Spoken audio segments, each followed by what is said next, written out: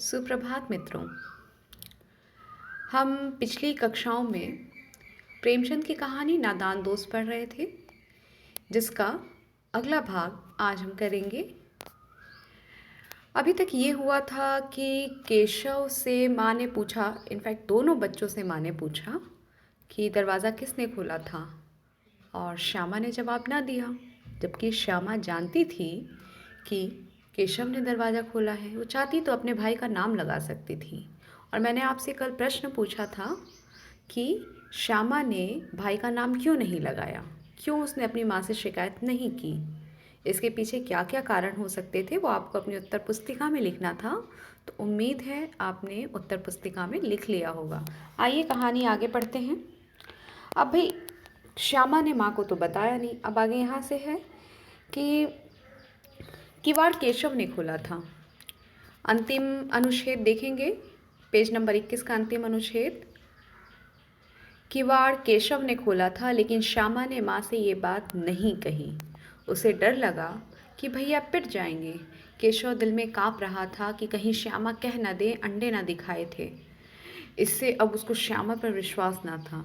श्यामा सिर्फ मोहब्बत के मारे चुप थी, या इस कसूर में हिस्सेदार होने की वजह से। कसूर यानी गुनाह। इसका फैसला नहीं किया जा सकता। शायद दोनों ही बातें थीं। तो आपको यहाँ पे उत्तर मिल जाएगा। शायद दोनों ही बातें थी कि श्यामा का वो भाई था, तो भाई से प्यार होने के कारण उसने अपनी माँ से शिकायत नहीं की।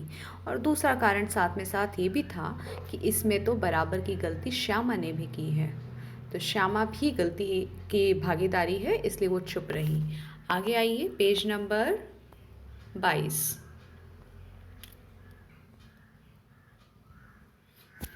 माँ ने दोनों को डांट डपट कर फिर कमरे में बंद कर दिया, और आप धीरे धीरे उन्हें पंखा झलने लगी। अभी सिर्फ 2 बजे थे। बाहर तेज़ लू चल रही थी। अब दोनों बच्चों को नींद आ गई। दोपहर का समय था गर्मियों का, दोनों सो गए। 4 बजे यकायक श्यामा की नींद खुली। किवाड़ खुले हुए थे। वो दौड़ी हुई कार्निस के पास आई और ऊपर की तरफ ताकने लगी। आखिर उसका भी तो मन कर रहा था ना कि वो भी अंडे देखे। बेचारी की नींद खुली तो वो चली आई। टोकरी का पता न था। संयोग से उसकी नज़र नीचे गई और वो उल्टे पांव दौड़ती हुई कमरे में जाकर जोर से बोली, भैया अंडे तो नीचे गिरे पड़े हैं, बच्चे उड़ गए। केशव घबरा कर उठा और दौड़ा हुआ बाहर आया तो क्या देखता है कि तीनों अंडे नीचे टूटे पड़े हैं, और उनसे कोई छूने की सी चीज़ बाहर निकल आई है। पानी पानी। पानी की प्याली भी एक तरफ टूटी पड़ी है। उसके चेहरे का रंग उड़ गया। सहमी हुई आंखों से ज़मीन की तरफ देखने लगा। श्यामा ने पूछा, बच्चे कहाँ उड़ गए भैया? केशव ने करुण स्वर में कहा, करुण मतलब रोने वाली आवाज़ में, दर्द भरी आवाज़ में, अंडे तो फूट गए। श्यामा श्यामा कहती, और बच्चे कहाँ गए? केशव, तेरे सर में देखती नहीं है, अंडों में से उजला उजला पानी निकल आया है। वही तो 2-4 दिन में बच्चे बन जाते। माँ ने सोंटी हाथ में लिए हुए पूछा। सोंटी यानी कि डंडी। डंडी का एक पतला प्रकार है। डंडा लेके आई माँ। तुम दोनों वहाँ धूप में क्या कर रहे हो? श्यामा ने कहा, अम्मा जी, चिड़िया के अंडे टूटे पड़े हैं। माँ ने आकर टूटे हुए अंडों को देखा और बोली, तुम लोगों ने अंडों को छुआ होगा।